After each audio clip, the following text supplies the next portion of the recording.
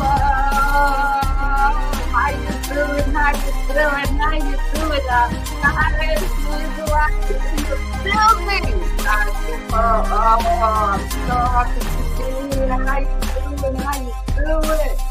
Tune in, share, like, comment, tell me where you are tuning in from. Let's get this show started. I got a couple of subjects to talk to you about today. We're going to start with Rwanda, the front page of the New York Times.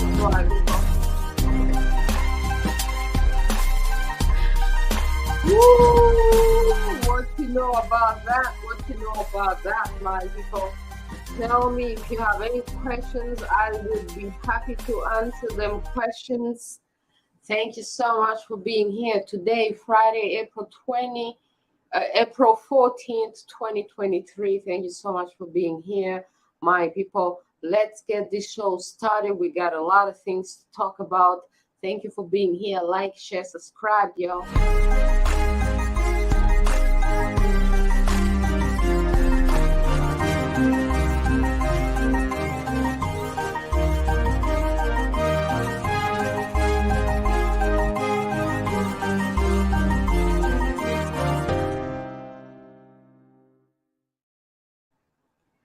All right, my people, how you doing? How you doing? Today, the top news is how Rwanda is back in the news. When was the last time? This is a guy named Tom Wilson on Twitter asking, when was the last time that you saw Rwanda on the front page of the New York Times? So this article in the New York Times is pretty important, and it was written by Anjan Sundaram.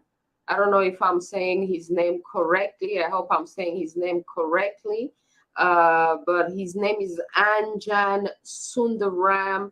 And he actually was in Rwanda trying to teach journalism in Rwanda, but it didn't work out. So now his article is about how the dictatorship in Rwanda is a criminal dictatorship and it's a tyranny, and he exposes the dictatorship. But on top of exposing the criminal dictatorship of Kagame in Rwanda, he also exposes the Western supporters, my people. So go check it out. Go check it out. And my comment about that, Anjan Sundaram, I hope I'm saying your name correctly, Anjan Sundaram. Yo, man, on behalf of all Rwandan people, man, we are so offended. We are so offended. Like, how dare you speak the truth about Rwanda, man?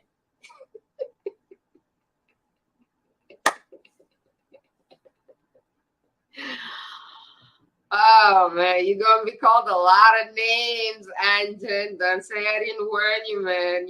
But I'm telling you right now, the Kagame the criminal dictatorship that you've been exposing, the tyrant does not like it when people write the truth and then it gets exposed all the way to the New York Times, man. Oh man, we are so offended.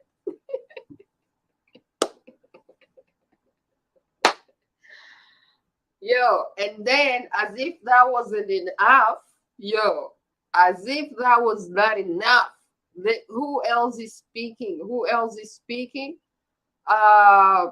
Blinken, my people. Blinken, look what Blinken be talking about. Secretary Anthony Blinken is like, yo, the U.S. stands with Rwanda during Kwibuka 29 in remembering the Tutsi victims of the genocide. We also mourn the others who were murdered for their opposition to a genocidal regime. Let us recommit to preventing the horror of genocide from occurring again. Okay, so now, this is the thing. If you're a normal person, you may not see anything wrong with that, okay? If you're a normal person, okay, you may not see anything wrong with that. But we ain't trying to be normal up in here, man. We ain't trying to be normal. In the Rwandan society, people are so offended by this because it's like, why are you not remembering that it's just a genocide against the Tutsi of Rwanda that happened in 1994? Why you gotta be remembering all these other people, man? We don't understand why Blinken and America be trying to work for like Rwandan unity or something. We're so offended, Blinken. We don't like that. Okay, let us be divided. How you think that we got to genocide in the first place? By being divided and by being so divided. So why are you gonna be up in here bringing a uniting message, man? We are offended, man. We're so offended.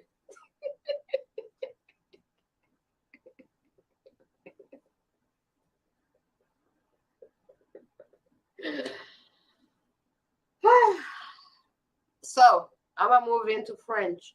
Before I move into French, I would like to talk about the French artist Gims. Gims, who spoke about how the pyramids used to be also electrical, and how we used to have electricity in ancient Africa, my people. Yes, I am with Gims, yo. I'm with Gims. That's why I have my, my ancestor right here chilling. This is my, cover myself, ancient African symbolism. But the culture here in the West or the rest of the world has been given a fake story about Africa, savages, and all that nonsense. And they have a hard time accepting when we tell them, or when they discover that Africa was actually a magnificent, wonderful civilization, so advanced that cannot even be compared to what is existing today. They can't accept it because they're so used to this idea that Africa is a savage land and nothing civilized ever came out of Africa. But it's a lie. Civilization out of Africa. So the fact that we may have electricity, I mean, that's just a minor thing compared to the rest of what we actually have in ancient Africa, my people. So thank you so much for being here. That's all I had to say in English.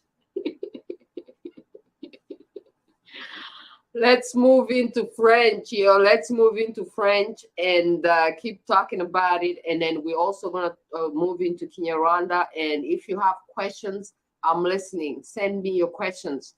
All right, my people. French.